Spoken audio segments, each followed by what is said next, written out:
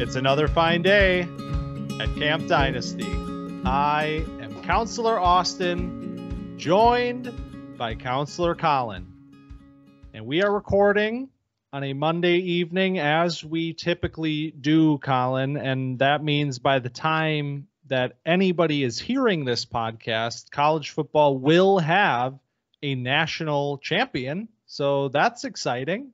Yeah, congratulations to whichever team wins. Hopefully Washington. I was going to say, I don't know if we're in the prediction business necessarily, but I'm rooting for Washington.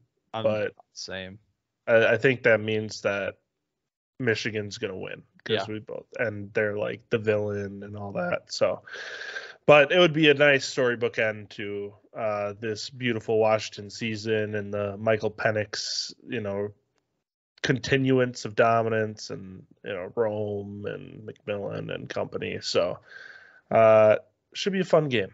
Yeah, a lot of campers in the national title game tonight. Excited to watch that. But before we get to watching the national championship, we are talking about 2024 Dynasty rookie tight end prospects. We are moving through our 2.0 ranking series. We had the wide receivers last week. That was a little bit of a hit. People been waiting for that wide receiver episode to drop. I've been waiting for the wide receiver episode. We know that that's the strength of this draft class. Tight ends, on the other hand, Collin, we know that we have a guy at the top. I don't think there's any surprises in store for us on this episode, but outside of the top guy, what did you think of this tight end group?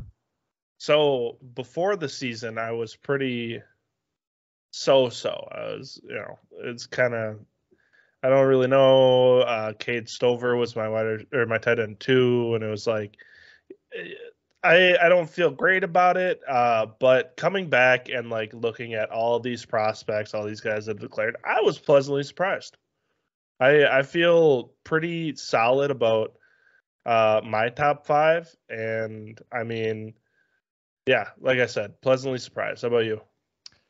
Same, I think. I mean, the one thing I will say is last year we had an amazing tight end group. And I think it sort of throws off the barometer when you're going into a new year, because you come in disappointed because, man, we just had some really, really good tight ends. And we saw now after a full season of those players that they were, in fact, good players. I mean, from 1 to 6, I think, on our list at this point last year. Tucker Kraft was like 6 on my list, I think. And it's like we got 6 deep. Now let's go back to normal a little bit. This is more of a normal tight end group outside of having this presence at the top. But from 2 to 5, I thought there were some interesting players for sure. Maybe even some beyond 5 guys that, I think will have some sort of an NFL role. And we know in the fantasy community how fickle tight ends can be. And a lot of it comes down to scheme and offense and how much are we prioritizing a tight end. And for some of these guys, it'll matter more than others, but that's what we're here to talk about today. So without further ado, let's jump into it. I will go first today because I made you go first last week. See, we're doing a nice little alternating pattern here.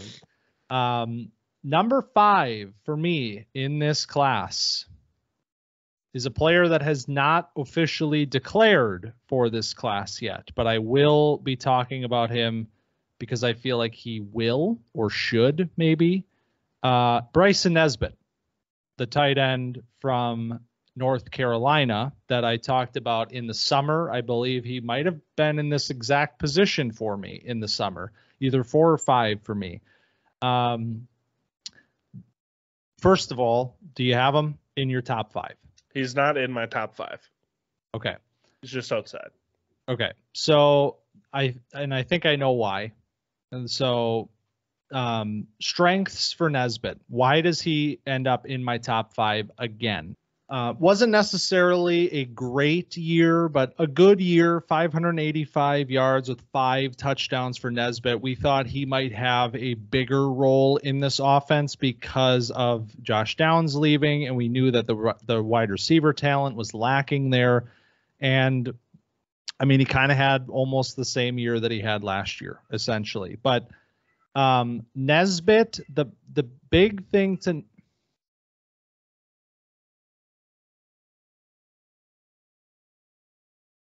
shut up. The big thing to know with Nesbitt is that he is not really a tight end. And that's why I feel like you are going to have him outside of your top 5. Is that correct? Yep. That is correct. So the thing about Nesbitt, he plays almost exclusively from the slot to the point where PFF no longer has him labeled as a tight end. The team still has him labeled as tight end on the roster page, but PFF has said, look, we're not going to call him a tight end because he's not really playing that position. He is playing from the slot as a wide receiver, and that's what we're going to label him as. And that's fair.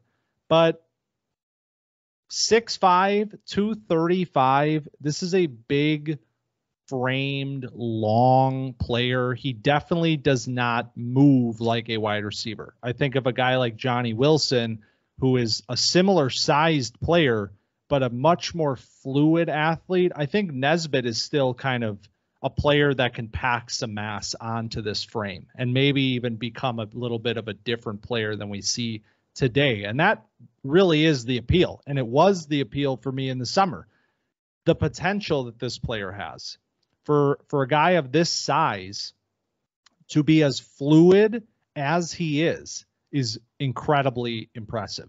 That is the number one thing that jumped out for me. Incredibly fluid athlete, able to build up speed quickly and run some fairly good routes from time to time. I mean, there were some advanced routes on his film. I saw a double move post route in which or double move corner, one of the two, and he just absolutely cooked his matchup on that play. And I'm like, man, you are a 235-pound tight end playing from the slot doing that. That's kind of crazy. Also, reliable hands player that flashes an ability to be an elite catch point player. I mean, he has some stunning high point catches on his film. He plays with his length. He plays with his size. He plays physically dominant at the catch point. Even though he's not one of these 250-pound tight ends, he still throws his weight around in those contested situations. And I mean, he's got some real gems. There's a touchdown against Duke that is an incredible play, incredible catch. So he has a lot of these traits that with the tight end position become very alluring. It's not necessarily a what are you, but it's what can I make you? And I think Nesbitt has a lot of that. Yeah, he's a very nice receiver, like at 6'5", 235, and the hang up I have is what you laid out. It's like, yep, if you're going to be a receiver, you have to be like really, really good in order to kind of ignore that you're not in line, that you're not blocking, that you're not doing the other half of the tight end duties, essentially. So could he be like an inline guy? Could he? We don't know. So that's where it's like, it's a pretty big unknown for a tight end. And so that was my big hang up. Otherwise, I agree with pretty much everything you're saying. Is like, he's a good receiver. He's fluid for his size. Like, if a team wanted to, plug him and work with him and develop him and turn him into like a real tight end, that would be cool. If you want to trim him down, he's got a little bit, like you said, there's some routes that look real for him. And you want to trim him down, you want to have him be a 6'5", whatever wide receiver, you can do that, but I don't love the tweener. Yep. That's exactly what I'm thinking of when you're saying that. And there's a couple of these in this class, like some real tweener players, which is like, which way do you go? Like, do I love Nesbitt as like a big slot wide receiver? I don't know if I do. You know, like the allure is the size athleticism combo at the tight end position. I mean, I don't know. He's a player that when I watch him, I'm constantly wowed by what he can do, but there is that limitation of, will he be able to do this at the NFL level if he's not, you know, varying up his game. And I think of a player like Mike Gesicki, the usage of a Gesicki, where the first year when the Dolphins tried to put him in line, it was like terrible. Right. And second year it was like 4-to-1 slot snap ratio. And suddenly he was a 700-yard player. And, you know, but look at the career arc, you know, like how long does it last with a player like that when the game is kind of one dimensional in that facet? So, I feel like just if you're going to be like a receiving threat, like you got to go to like, you got to be like Kyle Pitts if you're going to see the field often in the NFL, if you're going to like have the one dimensional game, because Pitts, not a great blocker. And so, this whole Arthur Smith thing, whatever, it's finally over, thank God. But hey, look at that. And of course, Kyle Pitts has to get a mention on the tight ends episode, of course, or else it wouldn't be a tight ends episode. 2 years running, man. If you're gonna be like heavily a receiving tight end, if you're going to see the field consistently in the NFL, you need to be elite at receiving. And like Nesbitt might be at some point. I just don't think it's there yet. Yep. Completely fair. So a little bit of a tweener, a little bit of a project, might be a common theme with some of the players we're talking about today. Who is your number 5 tight end in this class? My number 5 is Ben Sinnott out of Kansas State. Do you have him ranked? I have him higher. Okay. And I will say higher enough that I am not willing to share right now. Okay. We'll wait on Sinnott then. Okay. That is how you say the name, right? I meant to. Okay. I double checked. Okay. I didn't do my journalism homework for this episode, but all right. So we'll wait on Sinnott. Number Sinnott. Sinnott? Sinnott. Not Sinnott. No, it's OTT. Okay. Well then, come on. Herb. That's what I heard Herb Street say. This is why I wanted to double check it. Kirk. And now I'm actively. I'm listening to the Kansas State announcers. So I trust them. I don't trust Kirk on many things, including this. Number 4 on my list. Cade Stover. You have him higher? Nope. You don't have him higher. I don't. All right. I'm at 6. Okay. So this is an interesting conversation then, because you had Stover at number 2 in the preseason, like you said earlier, and I did not have Stover in my top 5 at that point. So I know I'm technically like on the docket here to go first, but I actually want to hear from you as to what you saw with Stover that had you feeling less excited. Yeah. So the honest answer is I was never truly excited about Stover from the start. I just felt like he was the most like polished product going into the year. Yep. And what I want out of my tight end is like someone that can do both things, like someone that can get down on the line and then someone that can, get a little bit busy in the pass game. And Stover was a nice, reliable option for this Ohio State team. And so I cooled off on him a little bit because there's just not like a ton of juice after the catch.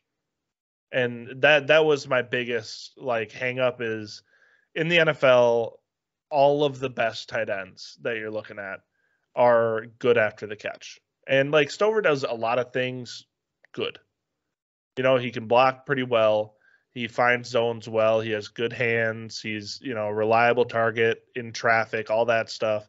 And I think he just doesn't have a very high ceiling is really where I landed. Yep. 100%. Same. I mean, this is where this sort of a class kind of shows itself here, is when a player like Stover is my number 4 player, because everybody below him is like a day 3 player, in my opinion. I didn't have, I think all 5 of my guys are like day 2, and Nesbitt was like a fringe, like a late 3rd, early 4th type of a grade for me. Stover, I think, goes higher than tight end 4 in the NFL draft. Maybe because his game is much more than what his fantasy impact will be, in my opinion. Yeah, I agree. I think he, like exactly what you said, not a high upside NFL tight end as a receiver. I think he's an excellent blocker. He's going to make his money in the NFL because of his blocking ability, in my opinion. He's got great technique, great strength, pass blocking, run blocking. I mean, he had some truly magnificent blocks on film. We watch these guys, I want to see some killer catches. And then I'm watching Stover block 2 guys single-handedly against Notre Dame on an outside run where he gets the first guy and then he jumps off to the second defender as the running back is getting to that edge. I'm like, man, this is nuts. Yeah, it's high level. Yeah. So I came away saying, man, this is an amazing blocker. He's going to make money in the NFL as a blocker. He's a good receiver too. It's not that I don't think he is a good receiver. He's been a consistent receiver for Ohio State the last 2 years. Like you said, good hands, can make adjustments to the ball as well. I mean, he's not a player that has a crazy, I don't think he's like a crazy athlete. He's not going to be a mega tester or anything, but he shows an ability to adjust to the ball, to track the ball, to high point it. I mean, he makes some really good catches on film. He had no drops this year, 6 for 10 on contested situations. So good receiver. Just don't see him as a high upside weapon. He's not going to be a tight end that comes into an offense and operates as a number 2 option for that team, at least in my opinion. Yeah, I totally agree. I mean, the things that he does well is going to make him see the field. And that's the simple thing is if you want a safe option, in your dynasty drafts and you're okay, I'm between, Stover and maybe another guy say Nesbitt. And you're well, Nesbitt's a better receiver. It's well, Stover, you can be more sure that he's going to see, more work. He's just going to get more snaps day one. So that's exactly why he's my number 4 too. Right. It was a product of I think this guy's just going to be on the field. Right. He will be a something in the NFL. Yep. Well, these other players, I can't say that. And that's kind of what you look back to last year, and that's the same reasoning I had to rank Darnell Washington, because it's well, he's gonna play, so who knows after that. And you see how that goes with Washington. He's a good, productive player, but it's just there's no receiving work because he's just an excellent blocker, and that's about it. So he does well for the Steelers, and they're probably happy they drafted him. But then the fantasy production isn't there. I could see Stover being obviously more productive than that because he's not a tackle like Darnell Washington is. Yeah. But I just think the ceiling is a little capped because of the athleticism and the run after catch. Yep. 100%. And also, final note on Stover, will be 24 years old when he enters his first season in the NFL. So this is a much older player than many of the names we are talking about today. Number 4 on your list.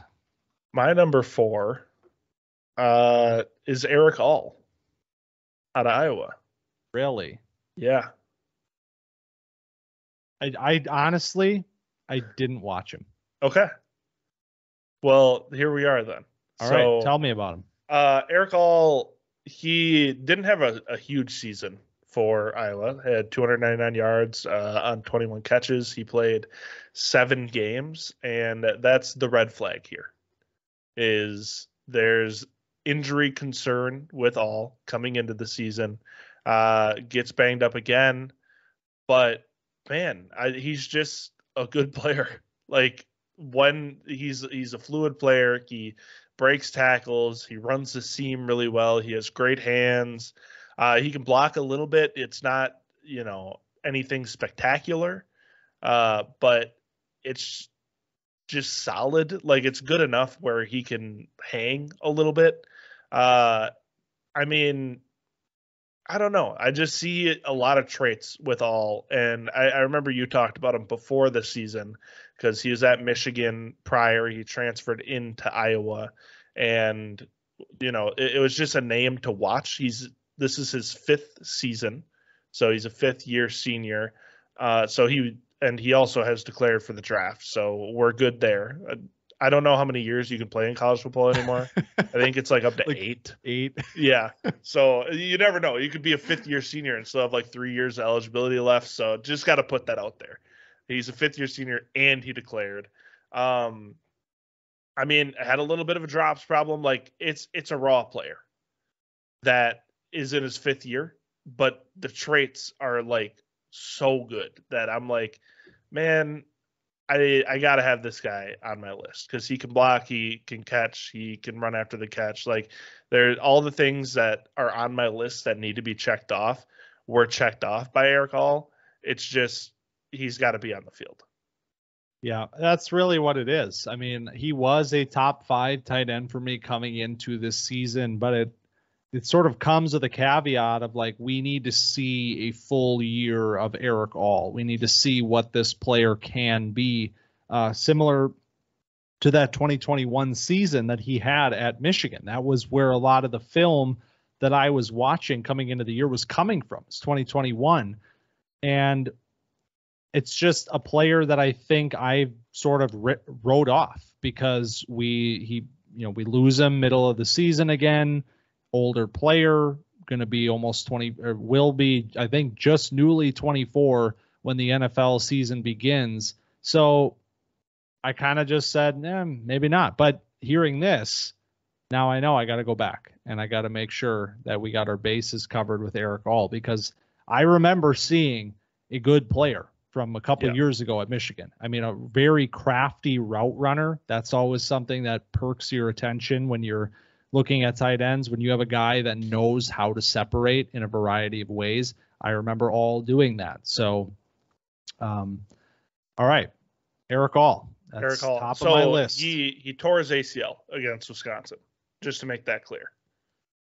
So he tore his ACL this year. Yeah, that's why he missed half the season. Oh, Jesus. So it's concerning. The medical red flags have become they're all over glowing the place. Red flags. Yes. So not ideal for that, but I mean, we'll see if talent can prevail. Amen. All right. Number 3, right? That's where we are. Yeah. I got JT Sanders at number 3. Me too. Okay, good. Nice. I was worried that you were going to be. Is your number 2 tight end? Hell yeah. It might be. Yeah. All right. Oh, it might be number 1. Yeah, it could be. No. All right. JT Sanders, player that before the year, it was my number 2 tight end. I thought it was pretty cut and dry. I thought it was Bowers, then it was Sanders, and then it was everybody else. That was how I saw this class. And honestly, JT Sanders is just a player that I think I am going to have to just say, I don't know if I want anything to really do with him. Like, he scares me more than most players in this class. And I have him at number 3 basically by default, because when a player is this big and this athletic, you kind of have to just say, well, there is a scenario where he turns into a star in the NFL. I've just seen it go the other way too many times with players that are this unpolished, that are this poor of a blocker. I mean, come on, man. We just needed to see a little bit of something this year as opposed to 2022. And what I saw was that he got more willing as a blocker. I think he was less, he wasn't on his heels as much. He was putting himself into people at the punch point. But once that defensive lineman got engaged, it was over. I mean, he was not a consistent blocker again this year. And that, these things, I mean, there's a long road for him to go from what he is today to a reliable NFL, caliber receiving tight end. And that jump right now was too much for me to put him at the number 2 spot anymore.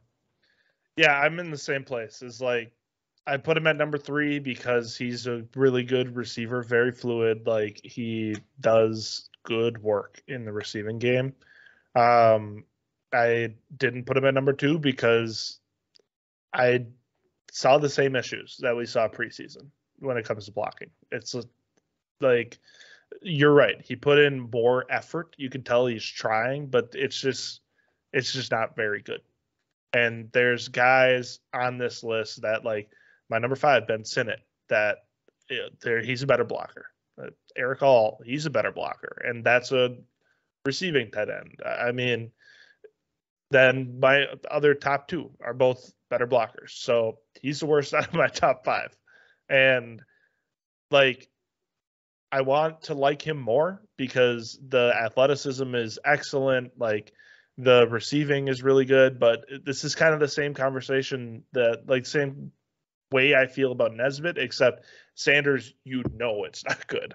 Like Nesbitt, there's an idea of like, maybe you can get him in the line, teach him whatever.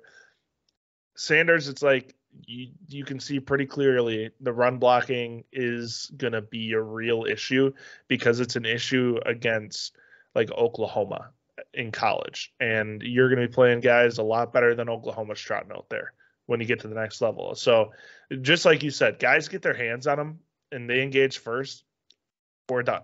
Like back it up. It's over. So the positives are clear. Like it's what has him at number 3. Like the receiving is really good. So, well, and the thing, like when we talked about in the summer, let's rewind for anybody who didn't listen to that conversation. This was or is a 5-star athlete. He was a 5-star player that came in as an edge rusher, tight end hybrid athlete. He was a 5-star athlete recruited to Texas, and they opted to put him at tight end. This is a player that is still growing and developing at this position. And there is it's very obvious watching his tape that he is a ball of clay. He is the epitome of a ball of clay, where an NFL team can look at the player with the size and athleticism combo and say, man, with 3 years, I could turn this guy into a star. And that's why I think he likely will be the second tight end drafted in the NFL, because somebody is going to look at him in this class where honestly, it's not a ton to write home about after number 1. And they see the athlete that Sanders is, and they'll say, okay, that's the guy. And that's cool. I just as a dynasty manager, if I'm sitting in a dynasty draft and I'm on the clock, it's the second round, and I got a lot of players here that I like, and JT Sanders is coming up on my board, I feel like I'm going to be like, man, I don't want to take Sanders right now. Like I don't want that right now because he is so raw as a receiver right now. And it's amazing how productive he has been in college football for 2 years. I mean, this was the third leading tight end receiver in all of college football this year, 682 yards. And we're calling him raw. And that is a testament to the level of athlete that he is. And Texas knows what they have here. A lot of his touches are, we know we have an athlete. Let's get the ball in his hands. Right. It's screens where he's getting a lot of yards after the catch with his speed, or it's trick plays. I mean, seriously, there were 3 trick plays in the few games that I watched that resulted in broken coverage where Sanders was wide open in down the field, and 2 of them I think finished for touchdowns. So you're talking about like a sixth, maybe more, of his production is coming just simply off of a couple trick plays from broken coverage. He's not really a receiver yet. He's not really a real receiver at this position, but that does make it kind of incredible that he's been able to be this productive at this level of college football. So there is a player here. There is a real, star potential player in this body right now. The path to get there is just very long for me. Yeah, he is a very unrefined player, like you mentioned. Tight end is a difficult position to learn. If you're playing offense, it's up there. I mean, it's not quarterback, it's not center, but it's might be the 3rd most difficult position that you're playing, because you got to do both jobs, and you got to do both jobs well. And he does one job pretty well. That's the receiving. Does one job not so well, but you can tell, like you said, there's a player here that can be sculpted out of the stone. Michelangelo, he said, there's a statue in there. I just gotta go find it. There's a statue in here. It's just NFL staff has to go find it. Make Michelangelo the offensive coordinator, and we'll get a statue out of this. Damn right. Oh God. Okay. Yeah, who's my number 2? Who the hell is your number 2? Please enlighten me. My number 2 is Dallin Holker out of Colorado State. Yeah. Okay. Here we are. I love it. I didn't watch him, so Please tell me. Yeah, so this is Rob Gronkowski was once likened to a telephone pole if it played football. That's how I felt watching Dallin Holker. Gronk comp, we got it. That's my comp. This kid, legitimately. Yeah, actually, this guy's a freak. Like, I was so shocked. He has incredible hands. I mean, probably 4 or 5 one-handed catches that he just mitts it. Like, sticks. He's not tipping it to himself, just sticking it to his hand. I mean, the kid can run after the catch. He can break tackles. He can block. Now, he's in the FCS, so that's the thing. It's like he's playing against the inferior competition, whatever. But he led. Colorado State is FBS, aren't they? That's Mountain West. Oh, it's Mountain West. It's not Power 5. Sorry. I get it. It's my fault. It's okay. I got you. That's what I'm here for. I appreciate that. They play in the Mountain West. Inferior competition. Point still stands. Best team they play is probably Colorado.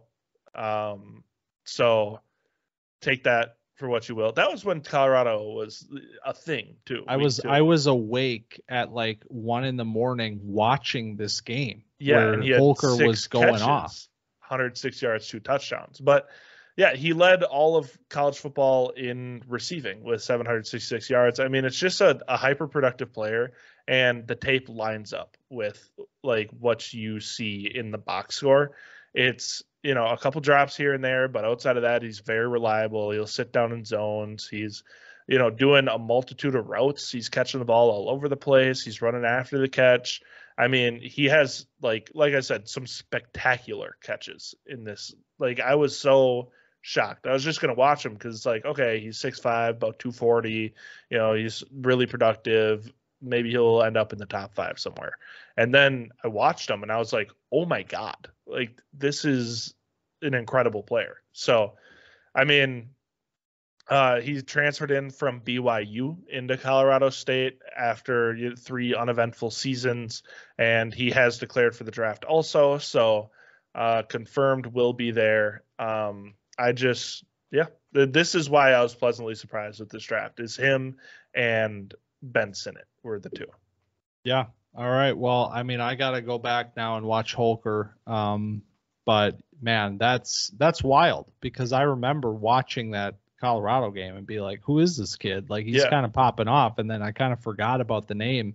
But yeah, led all tight ends in college football in receiving this year, and from the alma mater of That's right. the great Trey McBride. So, just saying. But now that this all being said, he's not a like perfect player. He's not super polished, and like the blocking is here and there.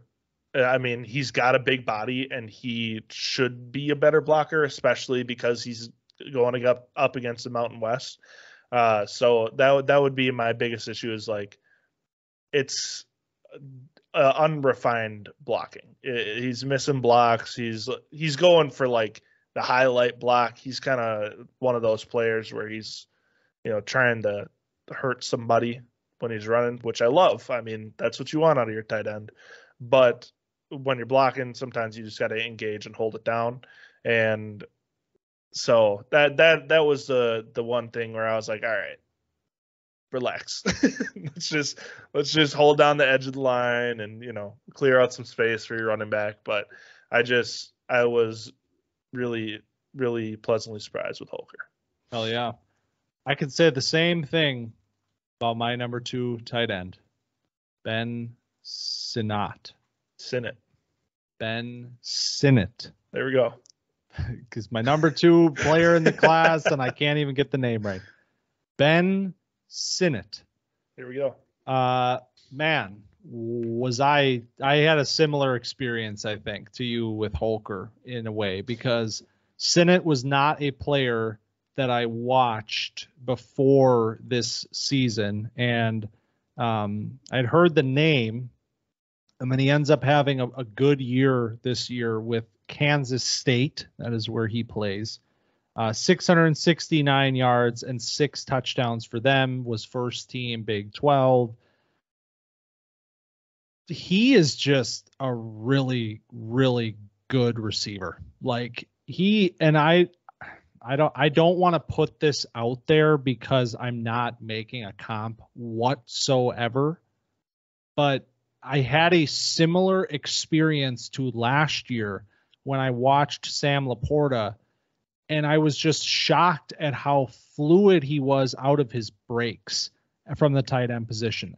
A player that can run a variety of routes already. And honestly, kind of weird, because he's kind of a stiff runner. Like, he's like a upright, kind of looks a little weird as he's building up speed, but he can just snap those routes off. Curls, digs, all of that looked really good. He can stretch the field, a lot of screens, great yak player. The acceleration is phenomenal. There were multiple plays where they just get it in his hands at the line of scrimmage and just let him go to work, and it works out a lot for them. So great, good athlete, at least, with, some good burst, great hands, good route runner, and he's a decent blocker. Like, it's a little hit or miss. He's very active, aggressive, very willing to throw his weight around. Doesn't always go well. He gets a little ahead of himself, I think. He loses leverage, loses balance a lot of times, struggles to maintain inside leverage when guys are trying to move toward the middle to get into the pocket of the quarterback. He struggles to keep them out of that direction and needs to add strength. Stronger defenders were getting him on his heels way too often, but definitely not the sort of, red flag as a blocker compared to a guy like Sanders. Like, this guy has a foundation as a blocker to build on already. So curious to hear what you thought about Sinnott. Sinnott is a how many different names can I call the same player? Like, how many iterations of the Sinnott can we pronounce? I was a little scared to put him higher than this, if I'm gonna be honest, because I was like, what's going on here? He's wearing number 34, Yeah, a little that doesn't help undersized. his cause at all. He's a little undersized, playing for Kansas State, but I mean, I didn't see a ton that I disliked from Sinnott. I would like him to be a little bit more physical after the catch, because like I feel like he's, like you mentioned, he's a very fluid runner. He's good after the catch. You see a couple times, it's almost like Deontay Johnson syndrome, where like you catch the ball and you like go backwards to like survey what's going on, and then you go forward. And it's like, I don't want that out of my tight end. I don't want to see you do that. Like, let's just fall forward, give me my first down, whatever. But that being said, it can lead to nice rack plays, and so it's the give and the take. But I was happy to see him. I was like, hey, Ben Sinnott, this is a fun player. But the undersized portion was my main concern. Is he's a little small. He's 6'4", 245. He looks a little smaller than that, Yeah. I'd say. And it shows up every once in a while. Like in the blocking specifically, it's like he can get pushed back. You mentioned it. And then in the stiffness, I feel like it's in the hips. Yeah.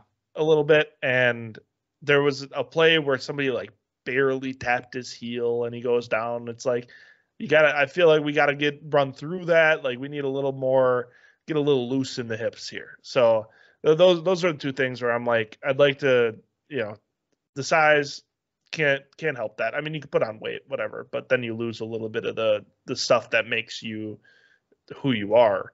And then the fluidity, I'd like to see him be a little more loose as a player.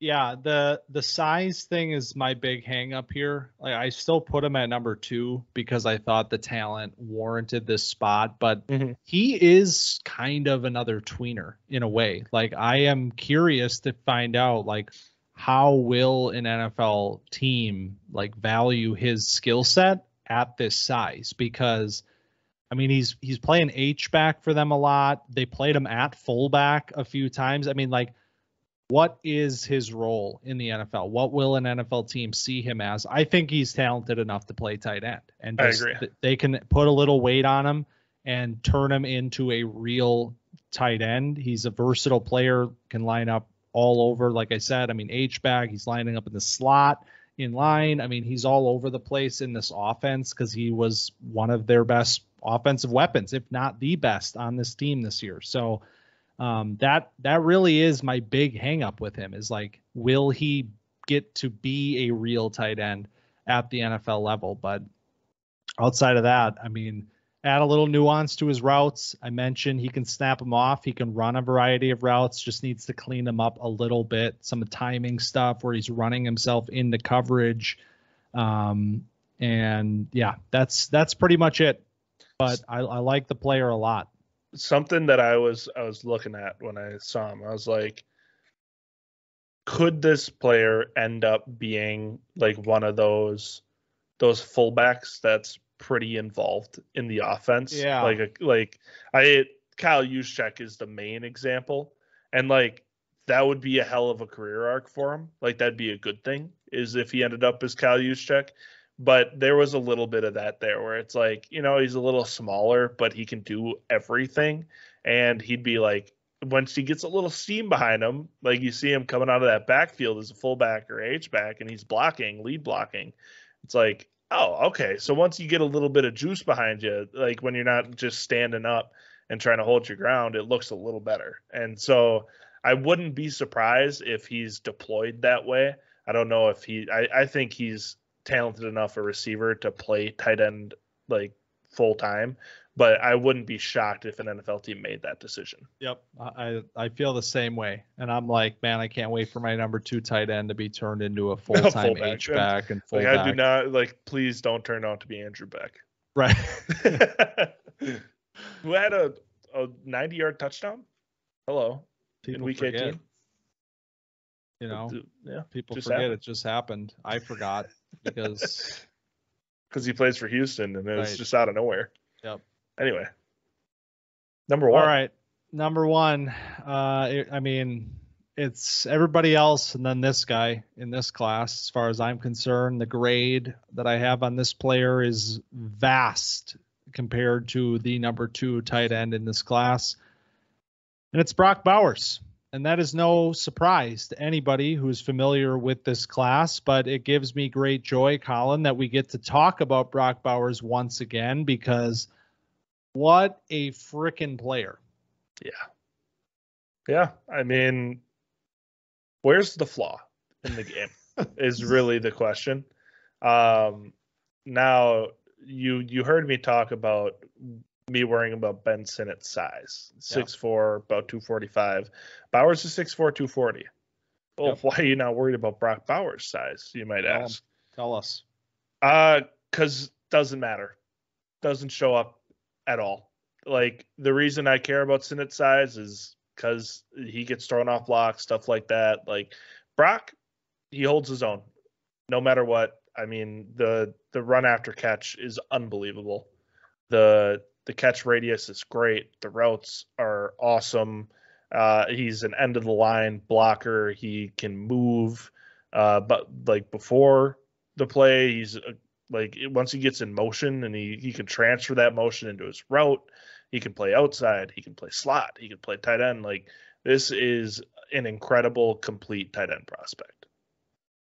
It really is. And I think we are at a point now where we have seen so many of these guys come through and not be the guy. And so when I'm watching Bowers, I'm like, what is the thing that prevents him from becoming that person? Because, I mean, Hockenson is probably the best case we can make from like a tight end, a top 10 NFL tight end draft pick that like became a real star at the position. Like, Pitts is TBD. Pretty much everybody else is a nothing or an almost nothing. The reason that I am very confident that Brock Bowers is not nothing is because of the fact that a lot of these players get drafted in the top 10. It's based on their receiving upside. And a guy like Hockenson had a blocking foundation to fall back on. And it kind of carried him through a lot of the first few years in the league. And now suddenly you see him becoming more of that receiving weapon in the right situation, in the right offense, a good fit in Minnesota now. And he starts to become that player. For Bowers, it's like you have that blocking foundation already, and you are a dynamic receiving weapon. Like, it's not just like good blocker, good receiver, this is a killer tight end. It's like great blocker, elite receiver. Yep. So it's that rare combination of a player that I really feel like has almost no weaknesses to his game at this position. And you talk about the size, and that really is like the only thing that, like, when I watch Bowers and you see, he's 240, whatever, like he was even smaller than that, I think, coming into the year. I think they had him listed at like 230 or 235. Now listed at 240. It's like, that is the one thing where it's like, if you were 250 pounds, man, you'd be like the 3rd overall pick. Like, you'd be Kyle Pitts again. You'd be a top 3 pick. But again, it's not going to matter to me that much because it doesn't show up in his blocking at all. He is an incredibly strong player, and not just the blocking either. His strength shows up in every single rep that he has. As a blocker, his lower body strength is phenomenal. He's a tenacious blocker. He will attack guys in blocks. And if a guy sheds his block, he's not giving up on that play. He'll get in on him again, keep him out of the area that he's trying to keep him out of. So he'll get after blocks. And then with the ball in his hands, I mean, you can't get this guy down. His strength in the open field is like shocking, considering that he also has this dynamic, elusive skill set as well, this athleticism that allows him to force missed tackles just purely with his elusiveness, then to be a player that you can't get him down when you got your hands on him. He's running through arm tackles. He's getting off defenders. I mean, he is an incredible tight end prospect, incredible receiving weapon, and a guy who's literally going to come in from day one and contribute to whatever team drafts him. Yeah, I mean, the things that Bowers does so well are the things that the NFL is doing with their tight ends. Yep, 100%. And that's what makes it feel so, like, makes me feel so confident. And so, like, he's being used as a fullback, which is something that NFL teams are doing more and more because the fullback is a dying breed, you know? So tight ends are asked often to get in the backfield, and he can run the ball as a fullback. Like, if you need him short yardage, he'll put his head down, go between the tackles, and get you like 2 yards. If you want to put him in motion and hand him a tight end reverse, go ahead and do that too. Like, has such versatility that it's almost hard to like explain the variety of things that you can do with this player and how much it could open your offense up. Like, there are so many teams that could use a weapon like this. And so he's going to go top 10, and people are automatically going to do the thing where they're like, well, he's tight end, whatever, blah, blah, blah.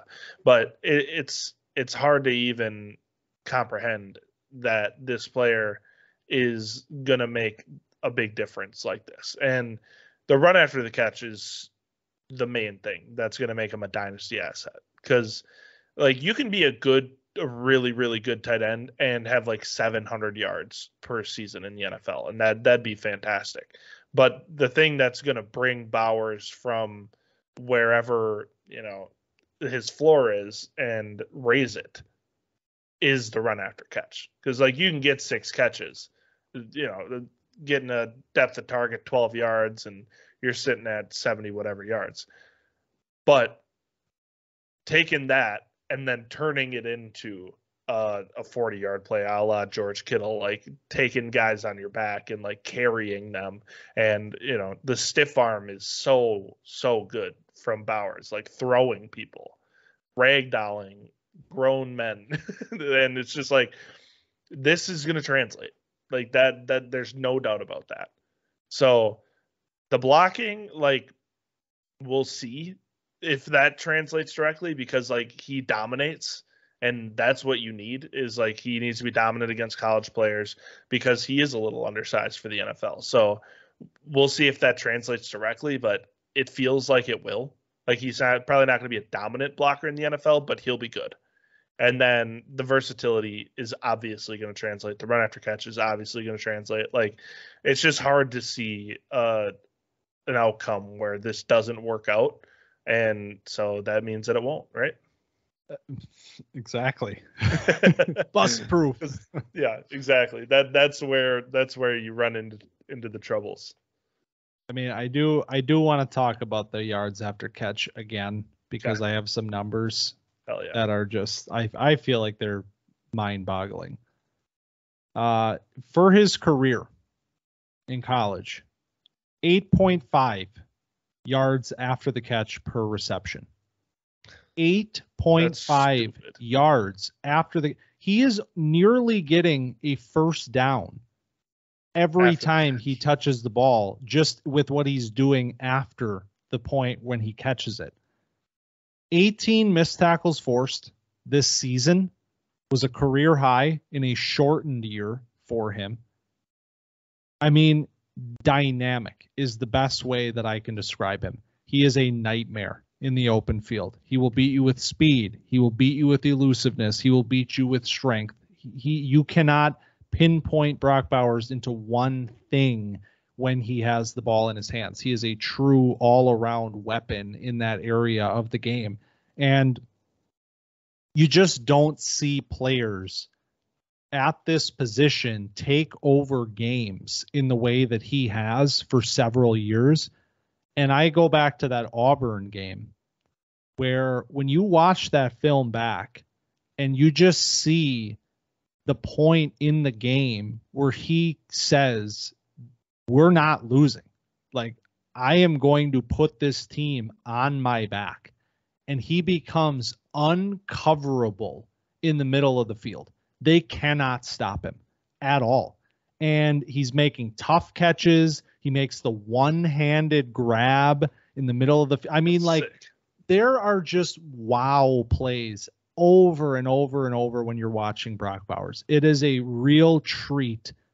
It has been a real treat to watch this player for 3 years now dominate in college football. And it is incredibly exciting that we are now just months away from this player being in the NFL and taking his skill set and his talents to that level of football, where I'm very confident that he will succeed. Now, the one thing I do want to ask you about, this is the only like negative outside of like the size stuff, which I don't even really consider a negative at this point. Like, we're getting smaller, we're getting faster, like everything, it's fine. The weird thing on his film this year was the contested catch stuff, because he was an absolutely dominant force in that area for 2 years. And I remember in the summer watching him and being like, are you kidding me? Right. Like, he can cut on a dime. He can make anybody miss in the open field. And then he's also just routinely going over the top of guys, pulling it down. This year, 2 for 9 on contested catches. And it showed up on tape. He looked less imposing in those situations. The jumps weren't timed as well. When he got his hands on it, he wasn't bringing them down. I mean, is that something that you say, well, you know, what happened here? Or do you kind of say, well, we had 2 years before that, like, let's just forget about it? Yeah, that's the thing for me, is like we have 2 years of film of him being good in contested catch situations. And we talked about it a little bit with Marvin Harrison, where he has the quarterback change and then it becomes a little different. I mean, with Marvin, I feel like it was different because the quarterback got markedly worse. And Beck, I mean, is worse than Bennett, I'd say, but it's not like a huge drop off. It's not like going from Stroud to Kyle McCord, you know? So maybe it's a chemistry thing. Maybe it's a placement thing, not getting it when he expects it, whatever. But I just feel like the fact that we have the 2 years of like elite contested catch production, and then this year it's not as good. And 3 of those were post injury, 3 of those targets. And like, I feel like you're a little more gun shy. You know, you had the tightrope surgery, you came back really fast from that surgery, you know, high ankle sprain, nothing to mess around with. And, you know, he comes back, only takes 3 full weeks off. Crazy. Insane. But then you come back. Yeah. And then you see like the contested catch stuff is not as good. And he's 1 for 3 in that time. And that accounts for a third of the targets. So I feel like it's a little bit of, you know, the injury, the quarterback change, and then maybe not as aggressive at the catch point, but I'm not concerned about it. Yeah, same here. That's cool. Brock Bowers, and that's the tight end class. Yeah, great player. Like I said, I mean, I like some of these other guys. I'm excited to go back and watch Holker, revisit Eric All, but it really is Brock Bowers and then everybody else in this class. And that makes for maybe not a super interesting honorable mentions section, but are there any players that you want to shout out right now? Can't quit him. Say it. Jaheim Bell. For better or for worse, he is my number 6 tight end right now. Yeah. I mean, he had a fine season, especially when you look at the big picture of tight end production in college football. 503 yards, 2 touchdowns, 39 catches in this Florida State offense that we've talked about all year. You know, like it's got a lot of guys in it, a lot of mouths to feed. You know, Coleman, Johnny Wilson, Trey Benson. So there's a lot of guys there. And Jaheim Bell is just one of them. Ended up having a fine season. Good after the catch. Like, he's athletic, but again, he's undersized, a little bit of a tweener, a little bit of like a fullback, I feel like, in the NFL. Now, this is a player that I feel like probably just is a fullback. Like, yeah. I mean, I think he's 6'2". I think they have him listed at 6'3", but I saw a measurement. I also don't think he's 239. Yeah, like I'm pretty sure he's like closer to 6'2", 225, 230, like ish. So he is the definition of tweener. Like, yeah, great receiving weapon. Like, I'm excited to see how an NFL team wants to use him. I just don't think he is like ever a, consistent featured piece. Like, I kind of get a little bit of like Che Okonkwo vibes. Like, I do too. Yeah, like if in the right spot, I think he could be something, but maybe nothing ever spectacular. Yeah. And like I've been excited about Jaheim Bell for this is second year running. Last year he was in my top 5. I think he was my number 2 or 3 tight end preseason last year, and then ended up not transpiring much of anything after they called him Deebo Samuel. And then he transfers to Florida State, has his best season. Now it's like, oh, are we back? And now he's my number 8 tight end. So no, we're not back, but right. I'm still interested in Jaheim. Yeah. He's a fun player, if nothing else. It'll be I have a day 3 grade on him. I don't know where he goes, but it'd be that moment on day 3 when it's like, oh, Jaheim Bell. That's right. Hey. All right. You got anybody else? I don't have anybody else. Okay. That's as deep as that's honestly as deep as I went. I got the Jaheim and I was like, okay, I'm not watching any more guys. That's like fair. This is, but some exciting, at least interesting names in this group. I think you have some project players, you have some tweener guys that are maybe more talented than their size, and then you have the unicorn on top. So it's a fun class, nothing like last year's, spectacular, amazing, like tight end changing draft class, like which we want. It's exactly what we needed in the NFL, was to have an infusion of that talent. But we'll take a little bit of a year off, maybe, but some of these guys could still surprise us. But I think we got 3 guys. Yeah.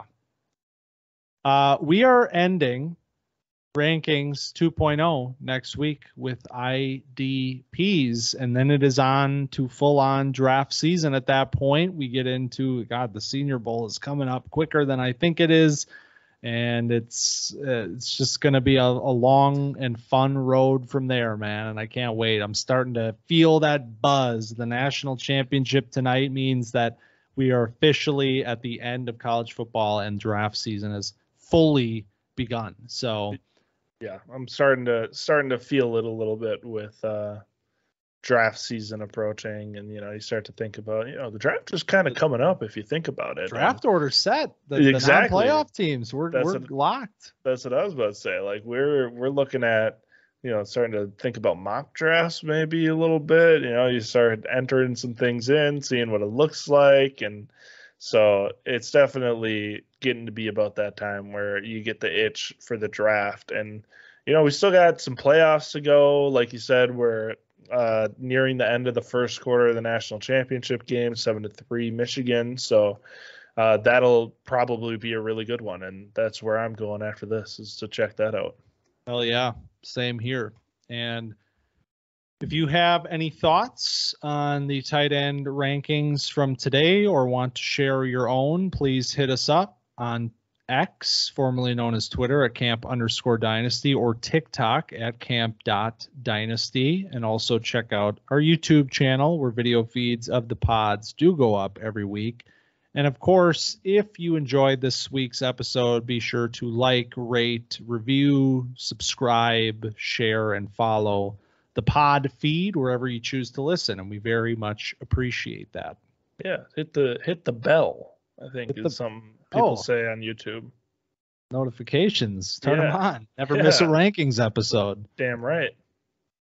We stirred the pot on one of our latest TikToks, so you can jump into that argument if you also want, or a little bit of a Drake May is a bust ? And we don't think is Mitch Trubisky a bust? He's been to the playoffs twice. He's a Pro Bowler, so you know he's good.